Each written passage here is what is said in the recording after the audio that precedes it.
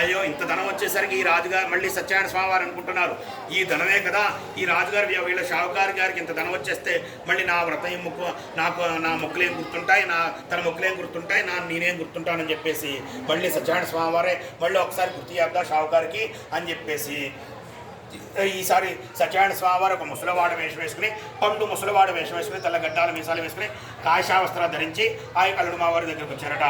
ఆ ఏదో అల్పాహారం చేద్దామని చెప్పేసి పడవ లంగరేసేసి అక్కడ దిగి అల్పాహారం చేయడం కోసం బయటకు వచ్చారట. స్వామివారు ప్రత్యక్షమయ్యారు ఒక పండు ముసలివాడి వేషంలో.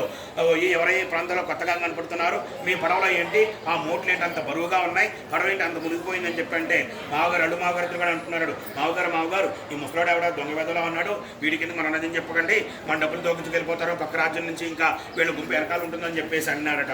ఉండ్రాలుడు ఇవాళ నేను చెప్తాగా ముసలివాడికి అని చెప్పేసి, ఓ తాతో మీ పక్క రాజ్యంలో ఉండే ఆయుర్వేద వైద్యులమే కాబట్టి మీ పక్క రాజ్యంలో ఉన్నటువంటి కొండ మీద ఆకులారములు వైద్యానికి సంబంధించిన మూలికలు ఉన్నాయంటే అవన్నీ ఏరుకెళ్తున్నావు, ఈ పడవలో ఉన్నాయి ఇక్కడ వైద్యానికి సంబంధించిన ఆకులు అలములో తిప్పతీగలై తప్పి మరి ఏం లేదయ్యా తాత నువ్వు వెళ్ళిపో అని చెప్పి అన్నారట. అవునా నాన్న తదాస్తు, ఈ ప్రాంతంలో దొంగలుంటారు, జాగ్రత్తగా ఇంటికి వెళ్ళిపోండి, భోజనం అల్పాహారం చేయడానికి దిగారు, స్వతంత్రంగా చేసి వెళ్ళిపోండి అని చెప్పేసి స్వామివారు తదాస్తు అని చెప్పేసి వీళ్ళు చట్నీలో పడుకున్నారట.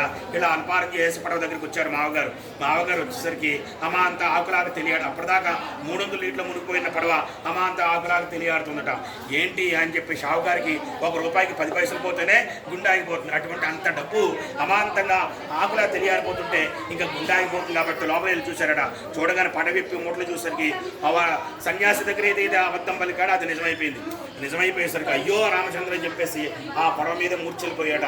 పడిపోతే అల్లుడు వచ్చి నీళ్లు జల్లి లేపాడు. ఏంటి అల్లుడా ఏంటో జరిగిందంటే మావగారు ఇందాక ఆ సన్యాసి దగ్గర అబద్ధం పలికాం, అది నిజమైపోయింది కాబట్టి ఆ సన్యాసారు మాయ మంత్రగాళ్ళ ఉన్నాడు, ఆ సన్యాసిని పట్టుకుని మన డబ్బులు మనకు వచ్చేస్తుందని చెప్పేసి ఆ స్వామివారిని వెతికి కొంత ఒక గంట సేపు వెతికేసరికి స్వామివారు ఎక్కడ చెట్నీళ్ళు మరి చెట్నీళ్ళు పడుకున్నారట.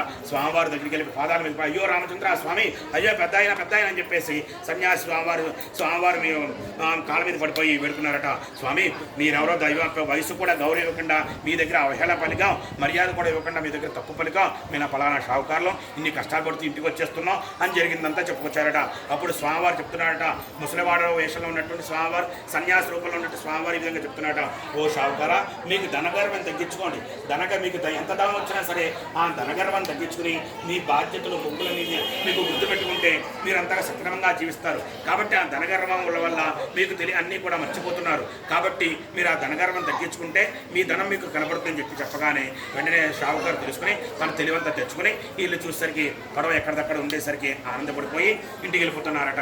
ఇంటికి వెళ్ళి స్వామివారు మాయమైపోయారు. ముందుకు వెళ్తా పడవలో ఒక దూతుంటే ఆ దూతకి మా ఇంట్లో కబురు చేయి మేము వచ్చేస్తున్నాం అని చెప్పగానే ఆ దూత ఇంటికి వెళ్ళిపోయి అమ్మ మన షావుకారు అల్లుడిద్దరు కూడా వచ్చేస్తున్నారు, పడవలో బోళంత డబ్బులు ఉన్నాయమ్మా, బోళంత సంపాదించేసినట్టున్నారు మన షావుకారు గారు, అల్లుడు కూడా వచ్చేస్తున్నాడు అని చెప్పగానే వాళ్ళిద్దరు కూడా ఆ సమయంలో ఏం చేస్తారు, తల్లి కూతురు లీలావతి కళావతి ఇద్దరు కూడా ఆనందంగా సత్యనారాయణ వ్రతం చేసుకుంటున్నారు. అమ్మ మీ మావయ్య గారు మీ నాన్నగారు అల్లుడు వచ్చేస్తున్నారు కాబట్టి వాళ్ళకి స్వాగతం పలకడం నేను నది ఒడ్డుకి వెళ్తాను, నువ్వు వ్రతం పూర్తి చేసిరా తల్లి అని చెప్పేసి లీలావతి కంగారులో వెళ్ళిపోయిందట. తల్లి తొందరగా వెళ్ళిపోయింది.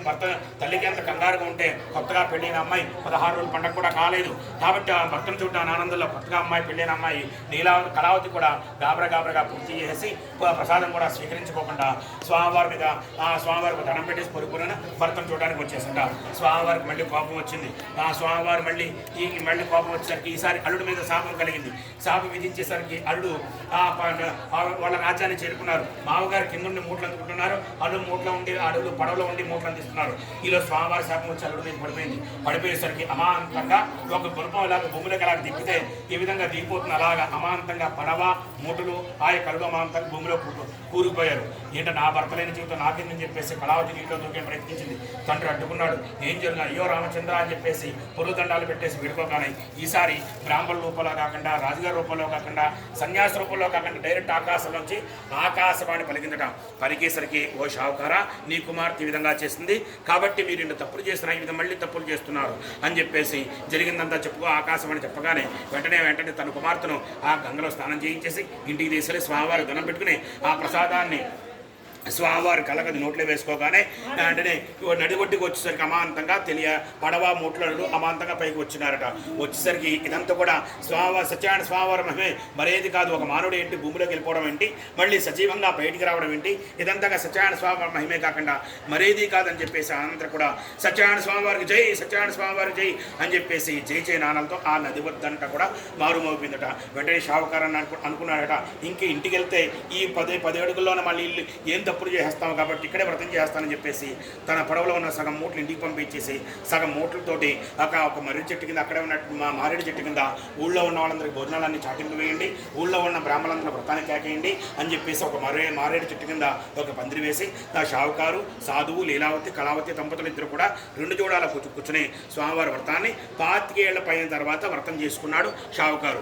స్వామి వ్రతం పూర్తి చేసి స్వామివారి దానం పెట్టుకున్నారు. షావుకారు కుటుంబంతో కూడా సత్యనారాయణ స్వామి ప్రభో, మేము మానవులు రూపాయి సంపాదన కూడా పోయి నీ యొక్క వ్రతాలు పూజలు మర్చిపోతూ ఉంటాం కాబట్టి నీ బిడ్డలుగా భావించి నీ వ్రతాలు చేసుకునే భాగ్యాన్ని నువ్వే మాకు కలగజేస్తూ ఉండే స్వామి అని చెప్పేసి షావుకారు తన కుటుంబం అంతా కూడా తన జీవితాంత వరకు కూడా నీ వ్రతం చేసుకోవడం కోసం నాకు 25 ఏళ్ల పైన పట్టింది, మమ్మల్ని క్షమించు స్వామి అని చెప్పేసి షావుకారు అంత కుటుంబం అంతా కూడా స్వామివారి మీద ఆ భక్తి విశ్వాసంతో మొక్కుకొని ఆ రోజున కూడా స్వామివారిని మర్చిపోకుండా తన కుటుంబం అంతా కూడా వారసులందరూ కూడా స్వామివారి భక్తులుగా భక్తికి స్వామివారి వ్రతాలు చేసుకుంటూ అందరూ కూడా సుఖ సంతోషాలతో అందరూ కూడా వైకుంఠ ప్రాప్తిని షావుకారు కుటుంబం అంతా కూడా పొందిందట.